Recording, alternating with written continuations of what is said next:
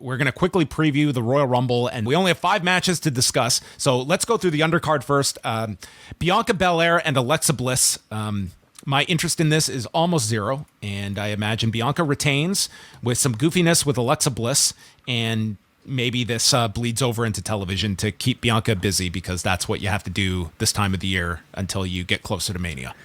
It's almost a very similar story to the Blackout match with Bray Wyatt, because we ultimately just want to see what's next in the story of Alexa Bliss and her continued transformation into I don't know, whatever iteration of this character you would call it.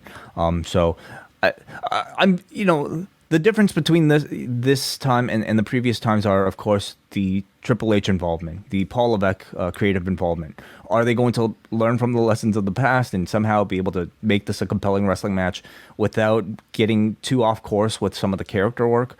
Will they at the very least deliver a satisfying finish and not just end the match when, I don't know, ooze falls out of somebody's head? I don't know. Any of those things can happen. But as a feud itself, I think the interest has been kind of mild for me personally.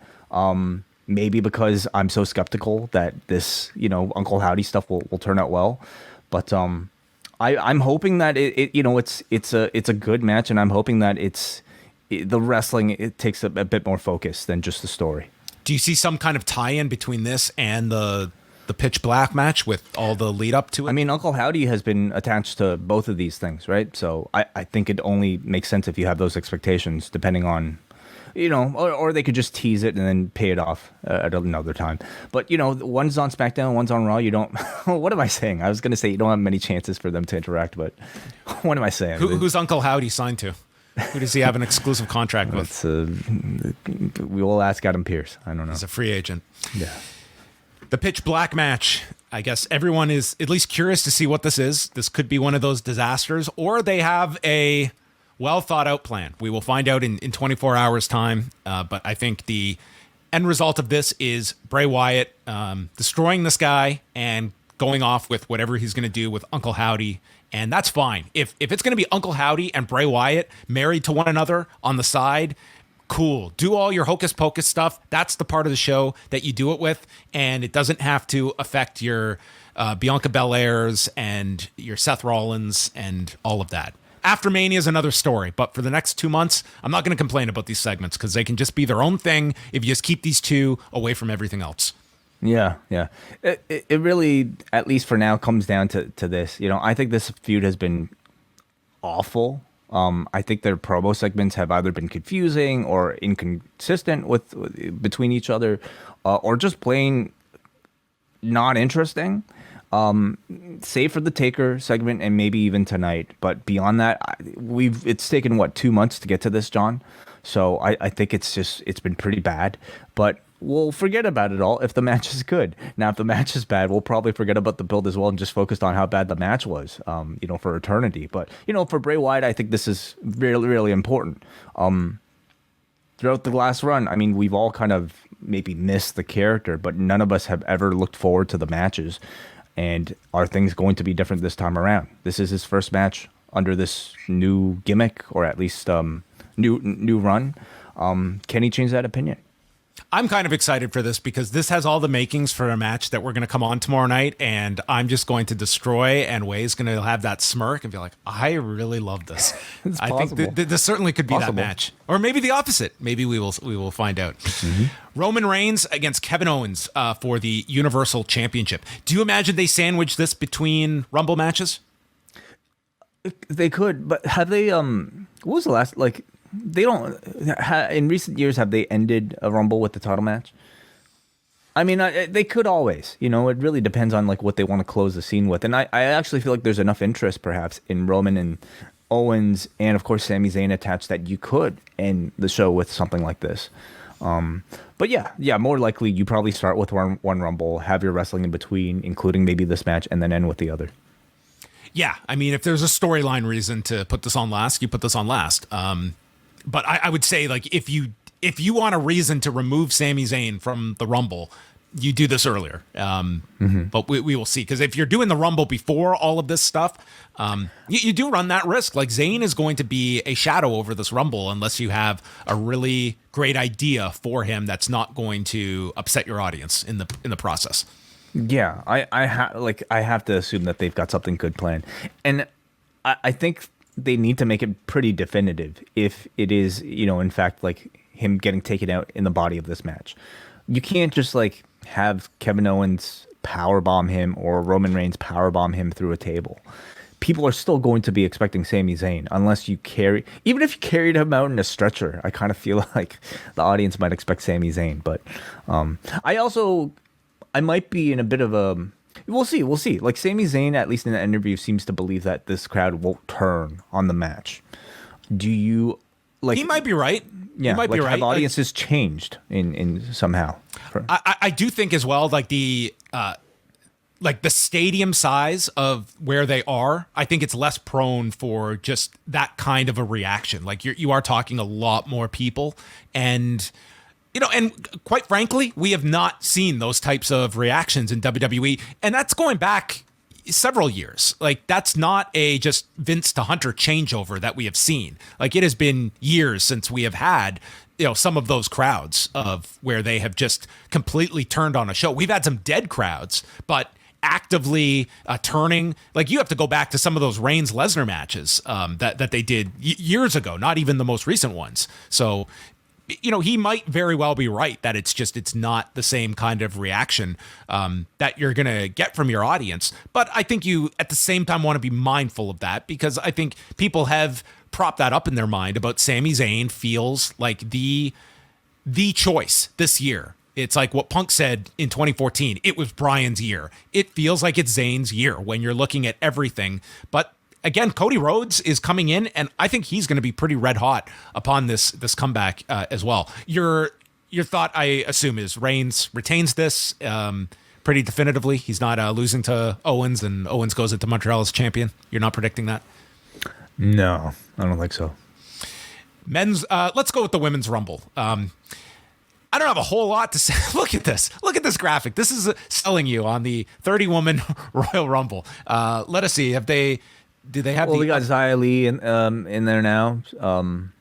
Let me pull up the updated list as of tonight. So we have Liv Morgan, Candice LeRae, Rhea Ripley, Raquel Rodriguez, Shayna Baszler, Zelina Vega, Emma, Bayley, Dakota Kai, Io Sky, Lacey Evans, and Xia Li. So plenty of NXT women, surprises. You will fill this out. Probably some returns if you're looking at if Natalia's ready to go, if an Asuka's ready to go.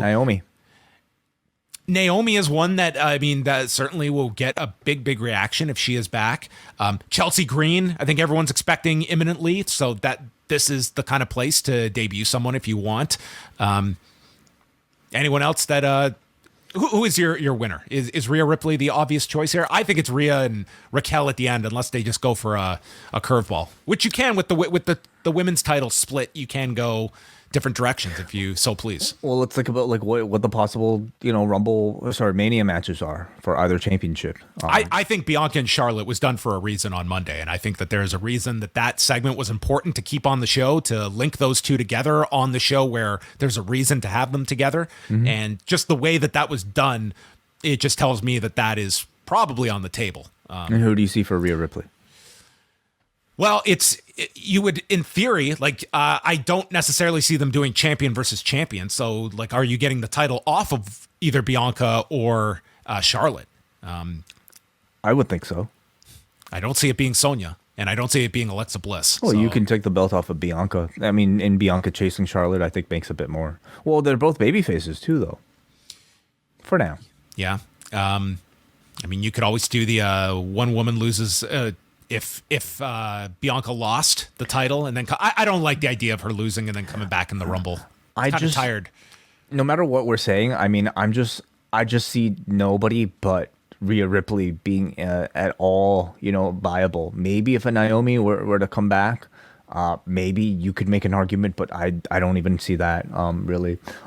That's a good outside choice, but I'm with you on Rhea. Like, it might be too predictable for people, but it's like there's nobody else to gulf between her. You've built this woman up for 6 months, so this should be predictable. So go all the way with her. Don't just book a match to surprise people, and I don't think you're going to get that. This is not about surprising people. Wow, I really didn't see Mandy Rose returning and winning. That's crazy. It's out of left field. Yeah, and it makes no sense, and it goes against this whole story we've been building. So I'm with you. I think Rhea should win this in dominant fashion and is set up for a big match at Mania. Can Ronda Rousey appear?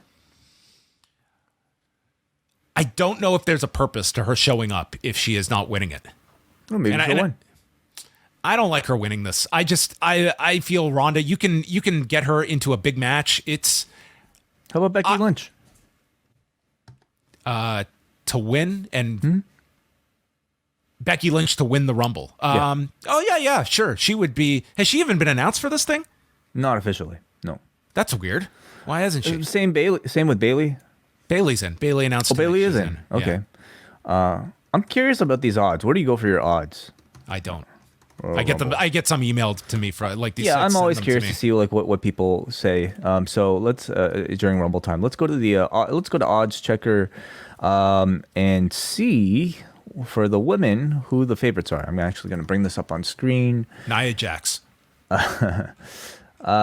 So let's go with the women first, and according to oddschecker.com, the women's Rumble match, we have, of course, Rhea Ripley leading the pack, minus 149, implied chance of 59%. So she's a big favorite. Followed by Becky Lynch at plus 350, 22.22% of an implied chance. And it kind of falls off a cliff from that point on. With Raquel they do Rodriguez. not have faith. Like Sasha, there's no prayer she's going to be in this. Raquel, 1,400, plus 1,400, Alexa, plus 1,600, and then it just goes on. It tells you how they position this match when you're looking at these staggered odds. Like there's essentially two women that they're saying there's a chance to win, and really not even. There's only one at, Anyway, yeah. Well, I mean, it's everyone's pick, and I don't think it's the wrong choice. You only have to look at who can justifiably headline a WrestleMania title match, and other than Rhea and Becky, it's really no one else that I at least have any sort of faith in them, being able to get hot enough for that role. So if they had Naomi, I don't buy it. I don't buy that they can make her hot enough by Rumble time to compete with a Becky or a Rhea. Well, then I wouldn't be bringing her back in this match. If she's coming back, I'm not putting her in unless she's winning this match. Like, save it. There's no purpose. What do you save her for, though? Like, what's any sort of role that would rival that heading into Mania season? For Naomi? Yeah. Well, I would. No matter what, she's going to be slotted in a mid-card role. I would not be putting her in a mid-card role. I'd be putting her in something sizable. Then you shouldn't debut her until after Mania, then. Well, that's what I'm arguing, is that if she's in this, like, you could have her win. So if not debuting here, then you would debut her after WrestleMania. No. I think we're like what I mean is, John, no matter what, come Mania time, she's going to be in a mid-card position if she's going to be in anything at all. Why do you say that so definitively? Because they're title matches, and I don't see Naomi going for one of those titles. Well, then I'd be curious, like, why you would even resign her at that point. Like, what are you bringing? Not everybody has to be a main eventer. People could be on their way. Well, she's a case where I would not just be bringing her back and slotting her there immediately. I would be bringing her in for something significant. So if she's not, then I don't even know what the purpose is to just. You bring could her have back. a significant role, like by entering the Rumble and then doing some building to a story. Well, I think we're both going then with Rhea Ripley to win the women's match. The men's match has a few more interesting options. Do you want to pull up the odds for that one? We have the list of announced entrants: Kofi Kingston, Santos Escobar, Ricochet, Austin Theory, Seth Rollins, Bobby Lashley, Baron Corbin, Rey Mysterio, Gunther, Cody Rhodes, Omos, Drew McIntyre, Sheamus, Braun Strowman, Karrion Kross, Dominic, Xavier Woods, The Miz, and Brock Lesnar, who is not affiliated with any brand. Yeah, he just comes and goes as he pleases. This is good. Like you have put in by adding Brock. I think that's someone that people will always take seriously. You've got kind of your second tier like of Rollins, Lashley, Drew McIntyre, Braun Strowman. But your big ones here are Cody Rhodes. I would say Cody is everyone's favorite. And Zayn is going to be the big question for this Rumble, because if he is in this one, there's going to be a lot of people that are championing his cause to win this thing. Certainly, yeah. Again, he's not going to win. I don't believe so. But I don't even think you put Zayn in this match just to avoid. Like, if you're not booking this guy to win the Rumble, I'm not even putting him in. Like, there's reasons you can. He's got his stuff going on. I would not cloud the issue just to have him in the Rumble for 20 minutes. So I'm not even expecting him in the Rumble, but we will see what happens tomorrow. So, let's look at the odds here. Cody Rhodes plus 125, 44.44 implied chance according to Odds Checker, followed by Sami Zayn at 375 with a 21.05% implied chance, and then followed by The Rock, Dwayne Johnson plus 400, 20% implied chance. What are your thoughts on either The Rock, followed by Stone Cold Steve Austin at plus 700 entering the Rumble? Yeah, I'd say pretty damn low on The Rock. I'm not sensing that one at this point. I would say Austin's a more realistic opportunity at this point than Rock is what it sounds like. With Austin, it's unless you were going with Austin and Reigns, I'm not putting him in this match. If that was your direction, then you could make quite the argument of him just. If you're setting up that match, then you do it in the most effective way possible. So we have two sort of like names that have been attached to Austin in the sort of current news cycle, in Roman Reigns, in Brock Lesnar. Brock seems to be tied up with Bobby Lashley. So if not Roman, then who else would Austin face, if at all? It's a great question. Like, is that then you're looking at people on the roster. If you don't have like some left field pick, who are you looking at? Like a Seth Rollins? They could always do Lashley and Brock, for on a different show, and they could do that in February. Like that's it doesn't feel like a match that we have to go for another couple of months for. Like that feels like one you could get done in February, and like Austin and Lesnar, that's a huge match to do. That's you don't have any title attached to it. It's probably the better play for Austin. It's also, doing a Brock Lesnar match is a lot different than doing a Roman Reigns or even a Kevin Owens match. Like, that's very different. And if I'm Austin, I don't care what platform it is or how much I'm getting paid, I'm not taking all those Germans. There's no way. God, no. I wouldn't want to see him, doing that. The man had, and that's going to be expected. Like, you are going to have that expectation, even though this guy's 58 and it's I think it's Lesnar. I don't think the match will be that good, period. So I don't really want to. And unlike last year, like, you have a pretty high standard to live up to now as Austin as well. Like, he turned in a great performance last year, and with Brock, like that's a tougher match to do. I would say low but not zero on those ones. Certainly that's as big of an event as you could book on this. You could certainly question like not announcing Austin ahead of time, but at the same time, like they're filling the stadium, and it's their business is not suffering, so you can afford to do big surprises on this show. I would say though that business is great. You've got two really phenomenal options on your roster in Cody and Zayn. That I think like there's less of that leniency on like, man, we really need a shot in the arm by going that extra direction. I think it's a great statement if you can have Cody win this, and it's like, this is our full-time guy, and he is the mega babyface we're pushing. And as much as I would love to see the Zayn direction, I think like if I was choosing things, I'd lean Zayn, but I don't get the sense that is the way they're going to go here. And if not, then Cody should be winning this.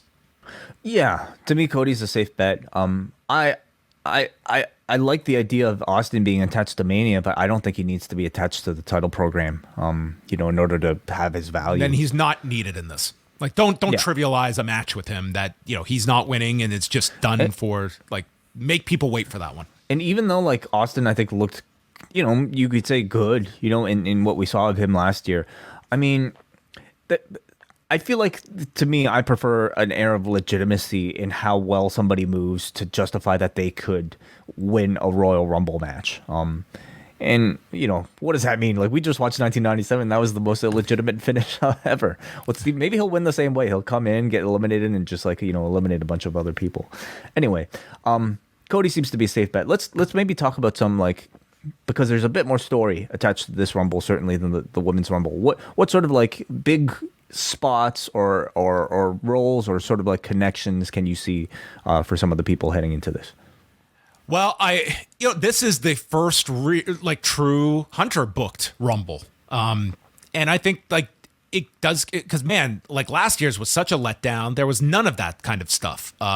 It just felt like a clump of guys thrown in there and some surprises, but it was just very disconnected, and you didn't really have those kind of interesting stories throughout the match. I would say for this one, I'm hoping we come out of it, if not tomorrow night, at least by Monday, with an idea of some key directions. You don't have to have matches announced for Mania, but you kind of get the sense of who's pairing up with who. So I'm using this match to certainly set up Lesnar and Lashley for possibly that February pay-per-view.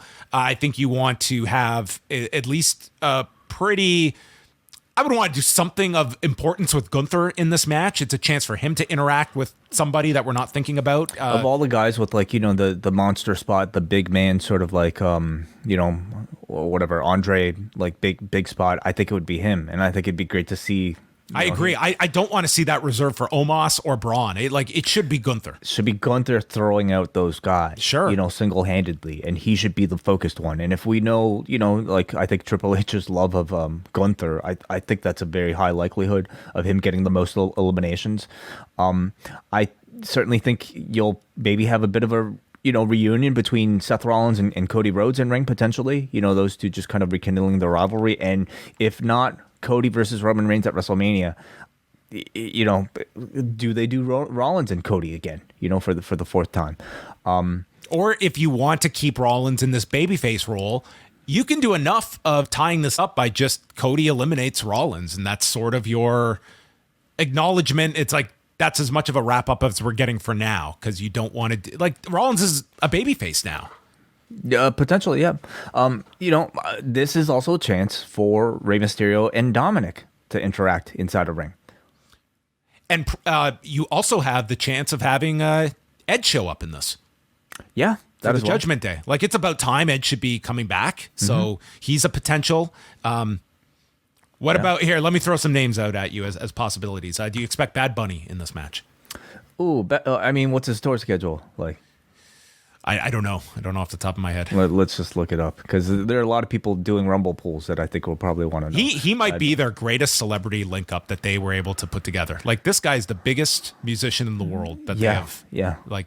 Logan Paul, I suppose, is pretty big too, but Bad Bunny does not have the baggage, that's attached to a Logan Paul. That's for sure. So I think Bad Bunny brings them a whole lot more than positive press. Logan Paul does. Yeah. Well, yeah, agreed. It's hard to find tour dates these days. Bad Bunny Tour, North America, 2023. Where are we at right now? What's the date, John, today? Tomorrow's the 28th. Yeah, he's going to be in Missouri. Oh, that's tough. Not happening. Okay, no Bad Bunny. Pat McAfee. I don't think so. No. He's busy. Logan Paul. Very possible. Yeah, I'm going to say yes. That could set up something. Logan Paul, starting to shoot his angle. Riddle is probably due to be back any time. We've got, people throwing out Matt Cardona's name. There's going to be a bunch of surprises in this one. I'm not as big on the surprises as other people are. I'm more so just interested in how this match is actually put The surprises together. are fun. They're just especially fun, when you're watching a party and it's who's going to come out next? How about NXT? Any NXT names you? There should be. I could see a Carmelo Hayes or a. You could put Braun Breaker in. It doesn't hurt him to be in this and get thrown out. Gets maybe an elimination or two. That's fine. Who else would benefit most? Maybe a Grayson Waller. Grayson Waller for sure. Yeah. Yeah. Maybe him and Braun. Maybe him and Braun Baker, and they'll just That's kind of cool to do that the week before their match. It's they eliminate each other, or Waller eliminates Braun. Yeah, you can certainly expect maybe a bit more integration or story integration with NXT, this time around. Similar with like Roxanne Perez or Cora Jade in the women's match. Yeah. I expect the women's match to have a bunch. Like they're going to need it. There's only so many names from the past you can call on that have not been in a bunch of these Rumbles already. Yeah. I could see a bunch of NXT women in that one. How about the Great Muda? Or sorry, Keiji Muto, if he wants to. Yeah, it can't be Great Muda. No. You know who I would... I'll give the answer on Muda. You know who I would love to see in the women's Rumble just for like 30 seconds is Sol Ruka. Absolutely. I think that's a very likely candidate. She could do some cool acrobatic spot that gets her over. She doesn't have to be in long. Like, she's still green, but to do this battle royal, she does her finish, the Soul Crusher. That will get her over in 30 seconds, and it like sends people back to NXT. I would love to see, as an outside pick, Sol Ruka. Why not? Why not? Let's assume Muto gets the invite to be in this. I don't think so. I don't think he's making it over the top rope. Dude, you know what? 3 weeks ago, I might have said yes. After your description and the wheelchair, you're right. You're right. It's a flight. I don't even want to hear him taking that flight. I think that flight could do damage to him. He's got February 21st to worry about. I would be... Yeah, probably not. Save that for 5 years from now. Okay. Any other thoughts on the men's Rumble or the Rumble in general? I'm actually quite intrigued by the men's Rumble match, for those elements, because, is it Cody? Is it Sami Zayn? Who are the other, do we get what other Rumbles are we going to talk about where there's a possibility of a Steve Austin and Dwayne Johnson possibly appearing? So my intrigue is there. I'm not setting my expectations so high that I'll be disappointed, but, it is an intriguing Rumble. All right. Before we sign off, we promised to get to your calls, so thanks for all of your patience. Let's bring in our calls. Yeah, thank you guys for waiting so patiently. I'm going to go first.